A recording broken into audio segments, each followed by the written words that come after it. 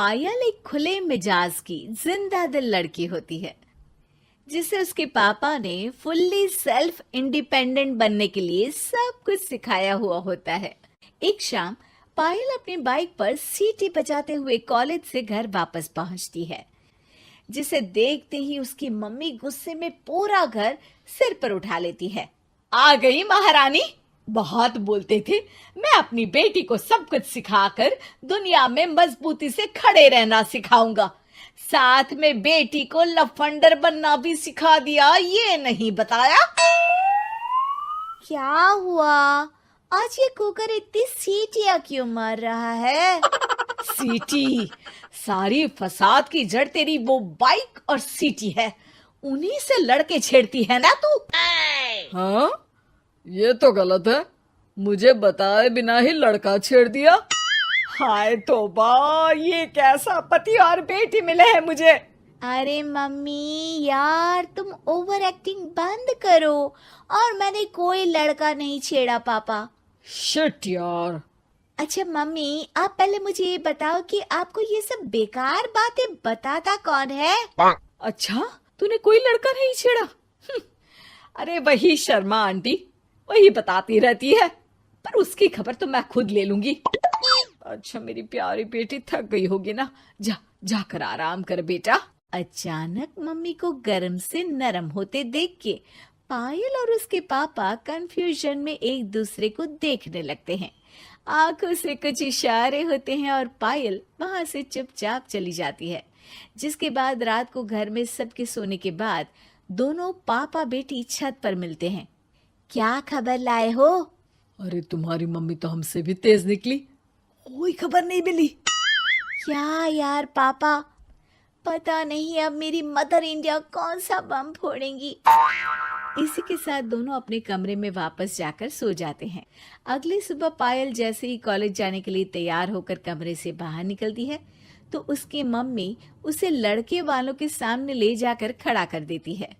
जी, ये है मेरी बेटी पायल, थोड़ी चंचल है लेकिन बहुत नेक दिल और होशियार है। देखते ही देखते कुछ घंटों में पायल और शुभम का रिश्ता पक्का हो जाता है, जिसके कुछ दिनों बाद पायल शादी कर अपने ससुराल पहुंच जाती है। सोचा था मम्मी कोई बम फोड़ेंगी, पर उन्होंने तो सीधा मुझे उम्र कैद की सजा ही दे दी।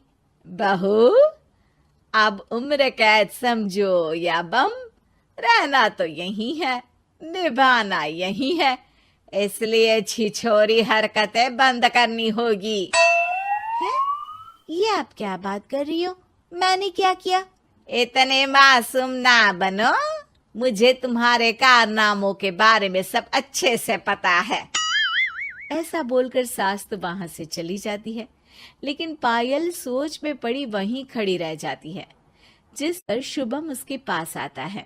तुम मम्मी की बात का बुरा मत मानना, वो पड़ोस वाली आंटी ने उन्हें तुम्हारी बाइक चलाना, सीटियां बजाते हुए घूमना, बेधड़क सबसे बात करना वगैरह जैसी कुछ बातें बता दी है, जिसे सुनकर उन्हें गुस्सा आ गया है। पर फिक्र मत करना, धीरे धीरे साथ रहने से वो भी ठीक हो जाएंगी। Thanks for your concern, but I don't care. Payal सीधा अपने कमरे में चली जाती है। अगली सुबह कॉलेज जाने के लिए तैयार हो सीटी बजाते हुए कमरे से बाहर निकलती है, जिसे देख सास गुस्से से तिलमिला उठती है। महारानी, शादी के अगले ही दिन ये हीरोइन बनकर कहाँ चल पड़ी? और ये लफंगों की तरह सीटियां बजाना बंद करो। ये हमारा घर है, कोई सड़क नहीं जहाँ तुम आवारागर्दी करती घूमो। मम्मी जी, सीटी बजाने और कंफर्टेबल कपड़े पहनने से लोग कब से आवारा बनने लगे? इसी के साथ सास बहू का युद्ध शुरू होने ही वाला होता है कि शुभम वहां पहुंच जाता है। माँ, उसका कॉलेज है इसलिए ऐसे तैयार हुई है। और पायल, तुम भी माँ को समझने की थोड़ी कोशिश करो ना प्लीज। सिचुएशन संभालकर शुभम और पायल घर से निकल जाते हैं। इसी तरह दिन बीतने लगते हैं, जिससे सास बहू की लड़ाइयों के बीच शुभम पिसता रहता है, लेकिन साथ ही वो दोनों एक दूसरे की आदतों को अपना भी लेती हैं। पर पायल का सीटी बजाना सास को आज भी नागवारा ही होता है। आसमान गिर जाएगा, धरती फट जाएगी, पर इसकी सीटी ना जी ना, कभी बंद नहीं होगी। अरे मम्मी जी, जब आप मेरे कुछ बोले बिना सीटी से ही समझ जाती हो कि मैं क्या बोल रही हूँ, फिर इसे बदलने की क्या जरूरत? यही तो हमारी यूनिकनेस है।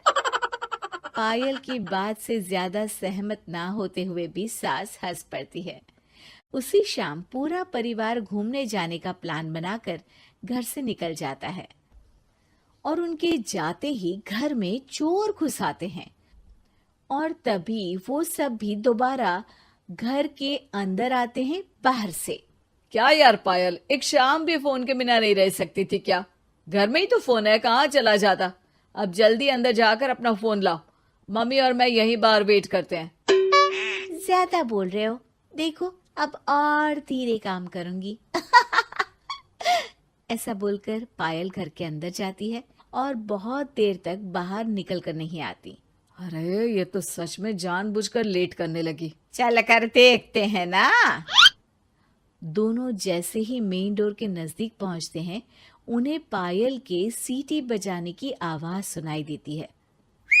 हमें लेट करके खुद मजे से बैठी सीटियां बजा रही है। अरे गधे, ये मजा नहीं सजा है, जल्दी से पुलिस को फोन कर। माँ की बातों से कंफ्यूज्ड शुभम उसे देखता ही रहता है। सास खुद ही पुलिस को फोन कर देती है। कुछ देर बाद वो दोनों पुलिस के साथ घर के अंदर जाते हैं तो पायल एक कुर्सी पर बंधी होती है और सास को देखते ही दोबारा सीटी बजाने लगती है। सीटियों की दुकान फिर से शुरू हो गई तू? और क्या इन सबको कह रही है कि चोरा है चोरा है? तुझे कैद किया है, थोड़ा तो तरस खाकर डर हमसे।